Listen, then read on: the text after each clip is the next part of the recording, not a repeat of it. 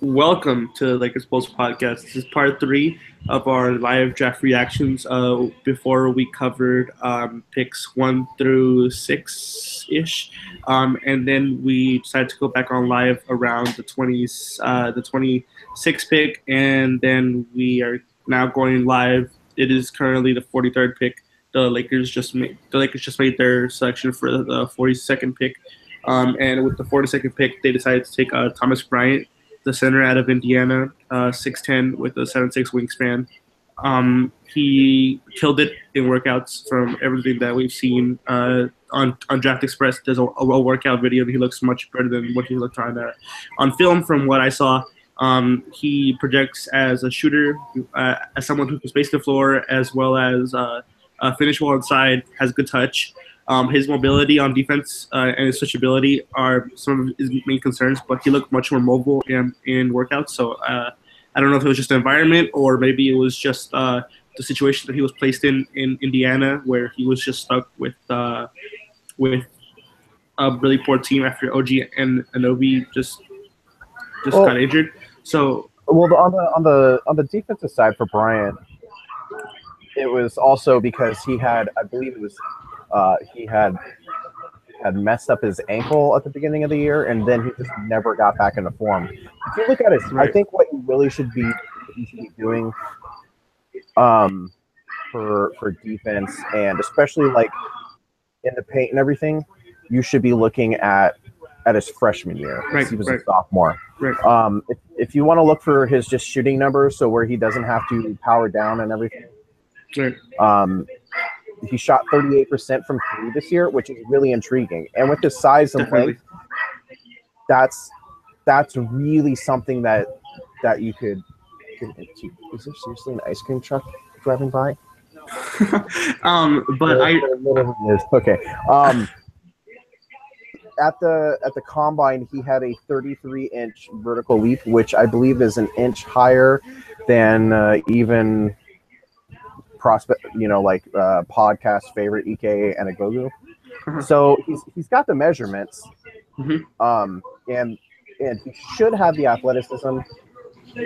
It's does he put the work in on the defensive end, because he was more focused on offense while at Indiana. Yeah, it'll be interesting to see how he does on that end because, like, from what I saw, it was just mostly like mobility issues. Like he really couldn't move his feet, and that was kind of his issue. But like, if he shows more, more of an effort to move his feet, I guess, and he like really his body flexibility and all that kind of stuff, he really improved.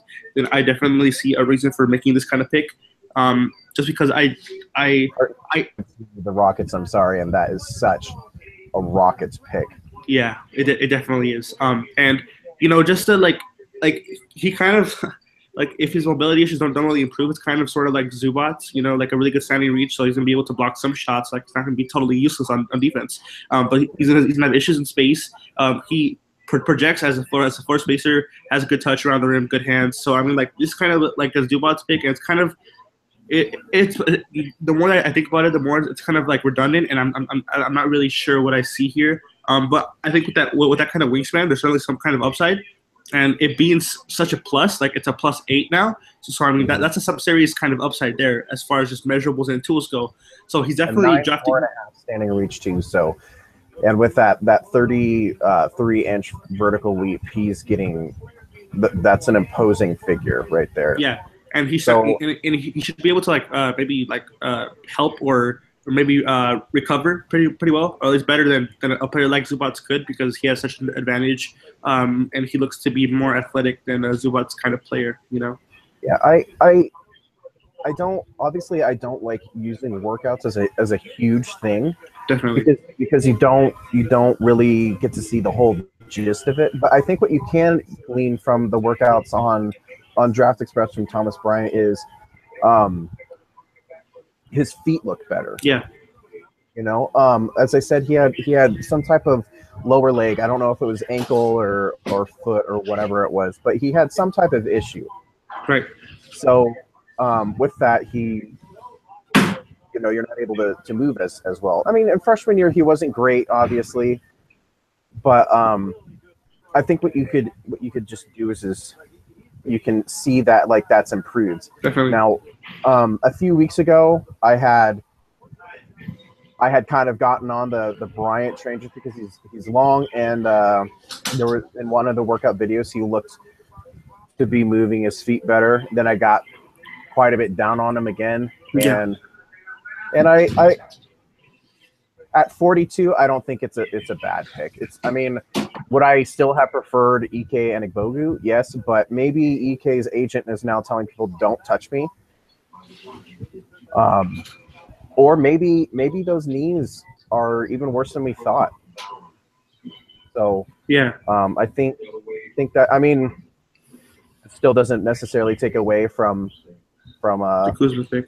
The pick that I don't like, but you know, it's not terrible. I guess, you know, it's at 42. I mean, it's about like a B pick. You know, no, it's not amazing, but it's not bad. So yeah, and it definitely has some upside to it. So you're not just drafting this guy who you know what he is. This is definitely a projection type pick, because if you're drafting him based on the player that he was in Indiana, then that's not ideal. And I definitely was hoping for him to be more of an undrafted free agent type guy, just because I definitely was intrigued by the measurables.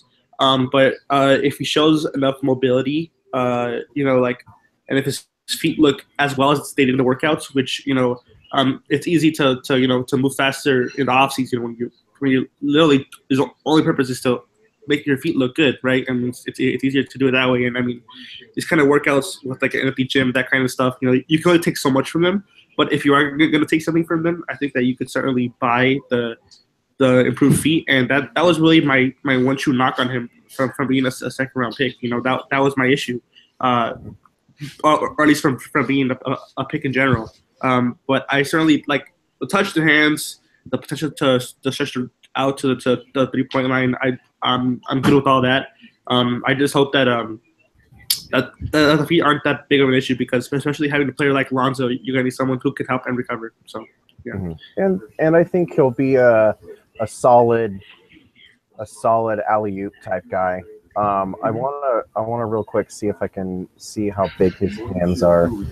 There are, well, and he showed that he was pretty athletic before the combine, and that was with a 12% body fat.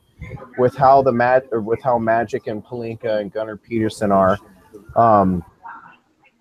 they want guys below 10%. So maybe he could increase some of that athleticism in the movement with his feet. You know, he has a 9.5. His hand is 9.5 inches long and 9.5 inches wide. So it's not necessarily the biggest hand in the world, but it's also not small. Yeah. So there are a few guys. The largest hand I see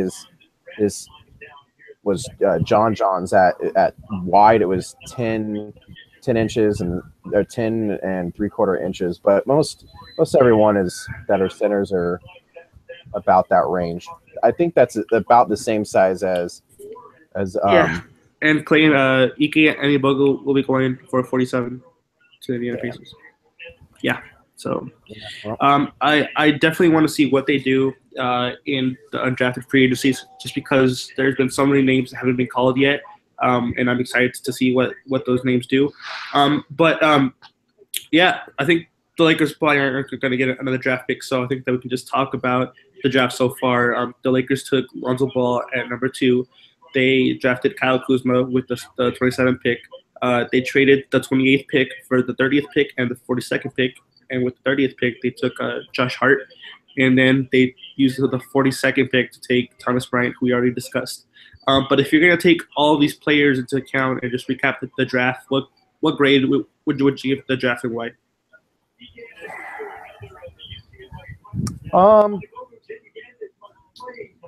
Overall, I think a solid B. It's good. I know a lot of people will have it a lot higher because of Alonzo, but I mean that's kind of just like expected. Yeah. You know, so like I'm not. Well, I'm also not the highest on him. Obviously, it's also like, well, you weren't stupid and didn't screw it up and take it. Yeah. What was that? and take a guy like Jason Tatum. Yeah. You know, It's kind of devastating to watch Ike block all these shots and just put back all these dunks. Makes me want to cry a little bit, but yeah. I think that, like you said, the draft was pretty good. Yeah, I mean, yeah. Lonzo, you didn't screw it up. You got the guy that everyone wants. So Yeah. whatever. Kuzma is like a D- pick. I mean, I just don't understand it. I still don't. Unless if you're taking Kuzma, then someone is being moved for something. Yeah. Because that means that you have 3 guys playing power forward that are below the age of, what is Nance, 24? I think. Let me check. Larry Nance is 24. Yeah, he'll turn 25 in season. But Randall, I think, is only 22, which is funny because Kuzma is about to turn 22. He doesn't really space the floor. Don't tell me that he was able to make shots because he only shot 32% from 3. The sample size wasn't great, but I don't know. It from everything like I saw in the quick video, because I didn't even bother to watch him. You know, Yeah. like that's how unexpected and just ridiculous this is to me. Yeah. You know, and I pray that he shows me I'm wrong. I want him to succeed. He needs to succeed. So that I just think for the value, I don't think that he wouldn't have been available several picks later. Yeah. You know, if you were that high on him. Josh Hart at 30, I think that's like a B+ pick. You know, that was a good pick. Not the sexiest pick, just, you know, you can say, but he's just solid all around. And then the Bryant pick at 42, I think that's about a B- or, you know, a B, something like that. Like it wasn't great, it wasn't bad.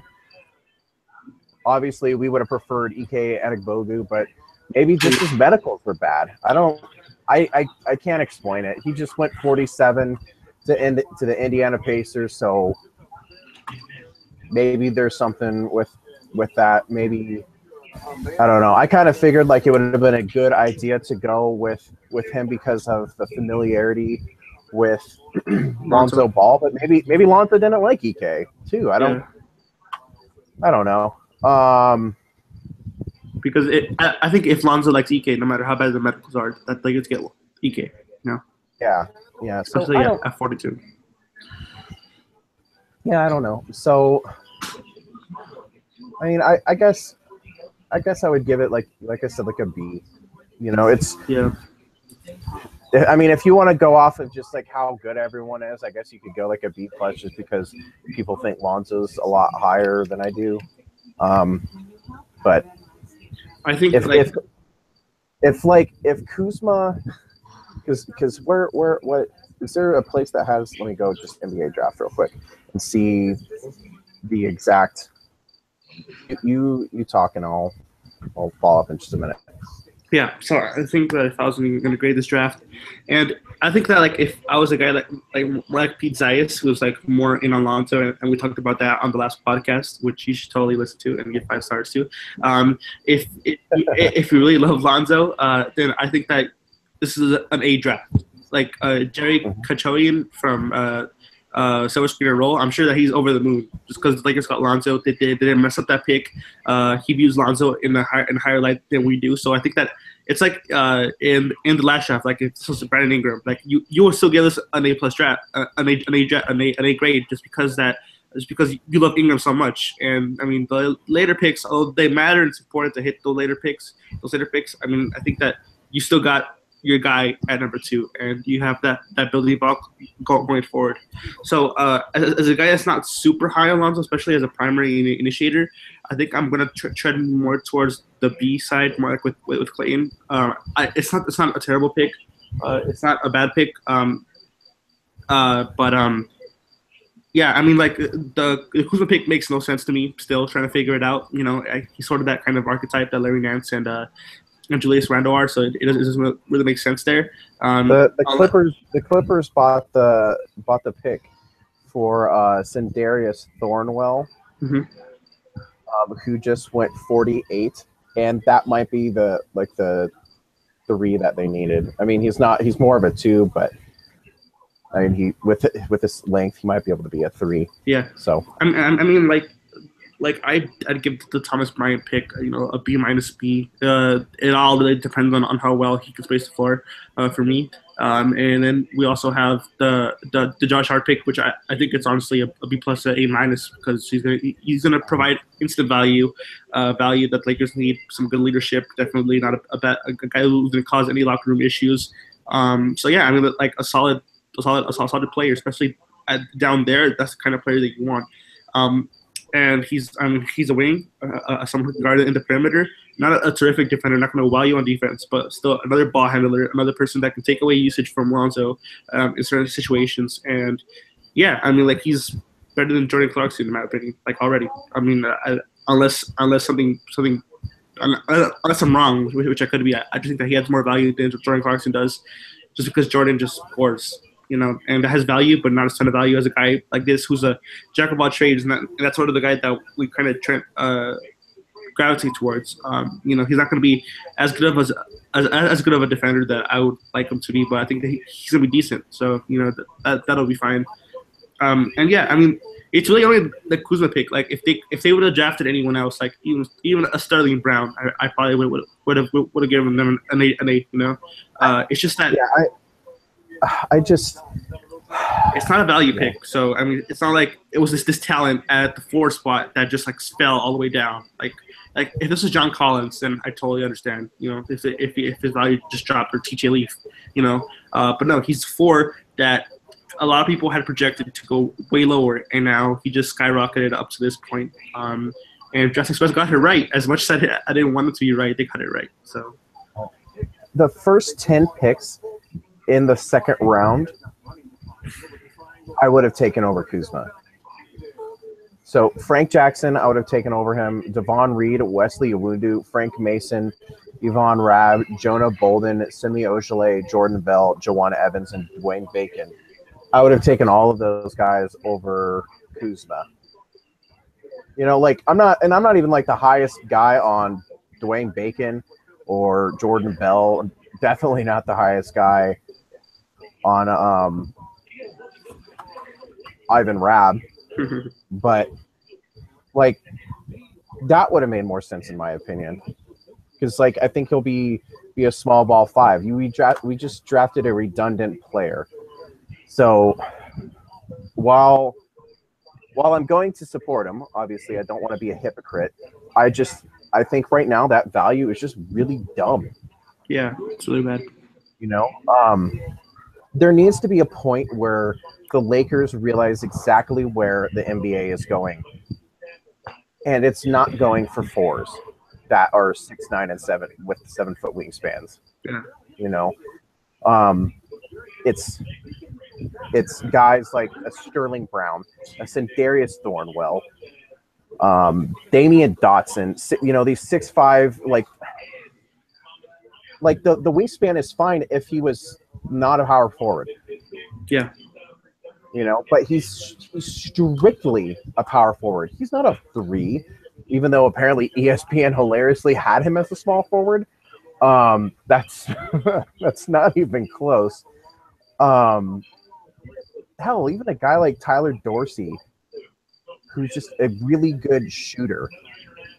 You know, that we have 3 guards on the roster right now. With Jordan Clarkson, who should be shipped out of here as fast as possible. Lonzo Ball and Josh Hart. Those are the three guards on the roster. That's it. You know? Yeah. But we have 5 guys that are going to need time at the power forward spot. And you have Bryant, Zubac, Brooke Lopez, and I would assume now Tarek Black is gone. So, there was 9 guys for a 15-man roster that would be getting minutes at the 4 or the 5. Yeah. That is not intelligent roster construction. So something has to be happening. Yeah, I think that there's definitely going to be a trade. Yeah. I don't know if it's like if Randall's going to be moving or if going to be moving. I think if they move Zubats at this point, that a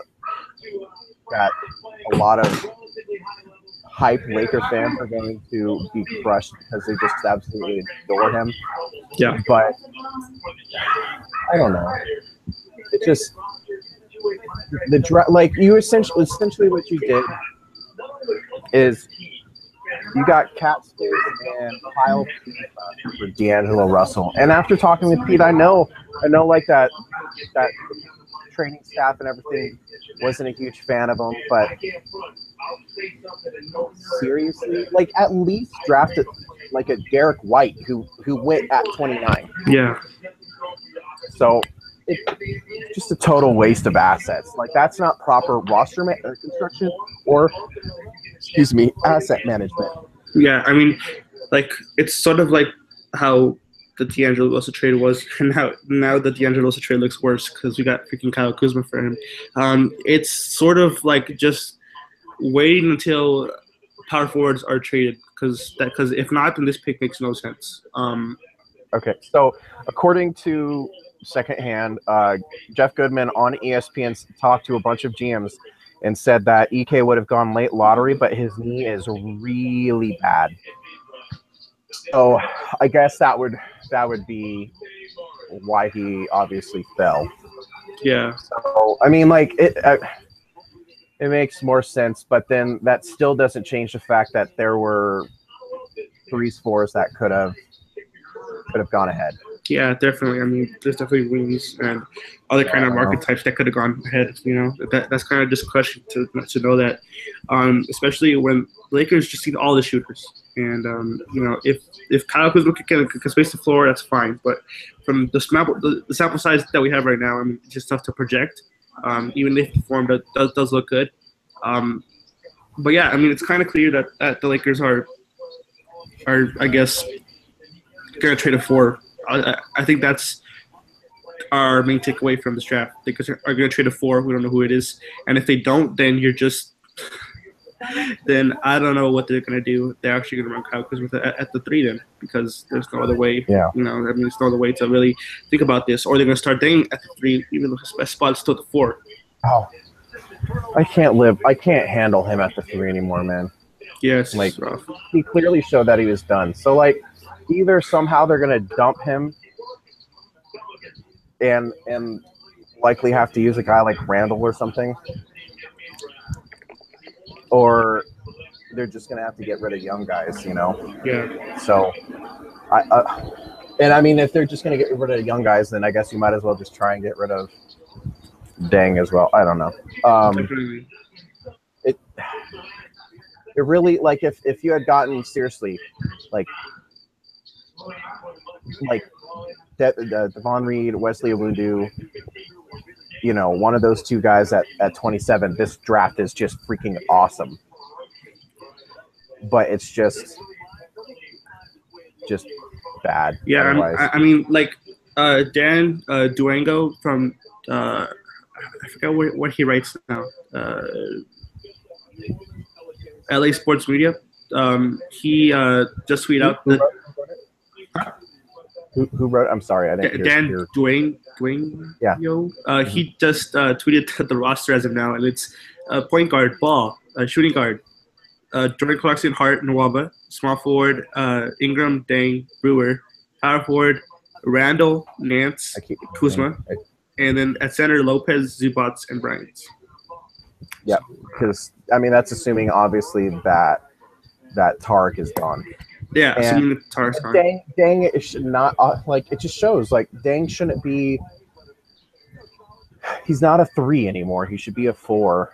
Definitely. No, I forgot Nwaba. I always forget about Nwaba for some reason, even though I really like him. But just yeah, I mean, take Dang away and Brewer away, and yeah, whatever.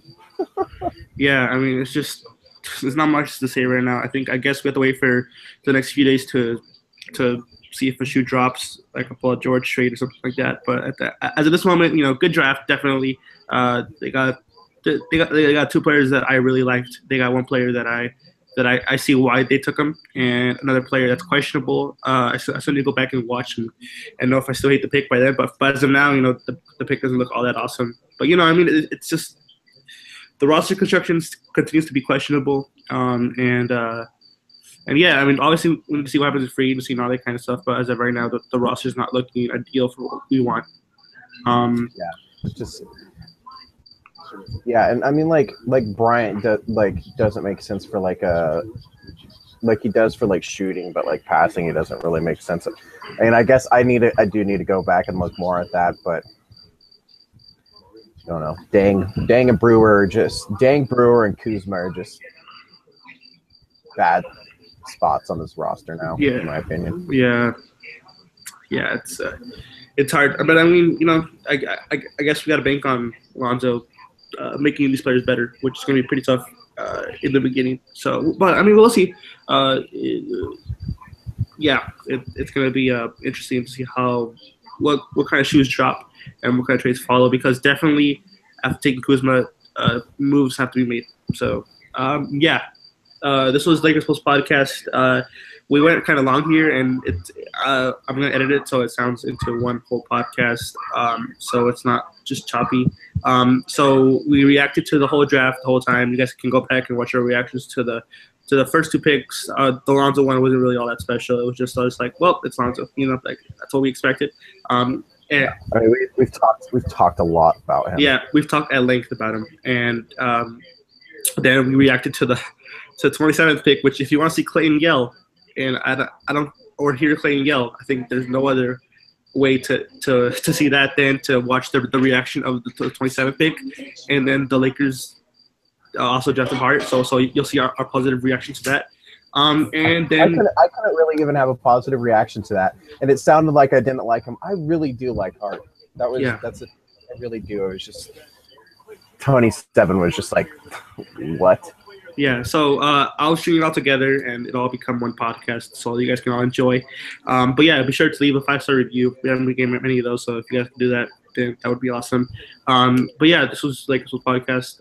We'll see when we can do another one. We'll try to bring in some more guests, just to break down the whole draft and see where we're at. Also, give some updated thoughts on prospects as trades happen and as we watch more film. Since kind of didn't expect Kuzma to be the pick there, and now I guess we just live with it. So, we'll catch you guys on the next time.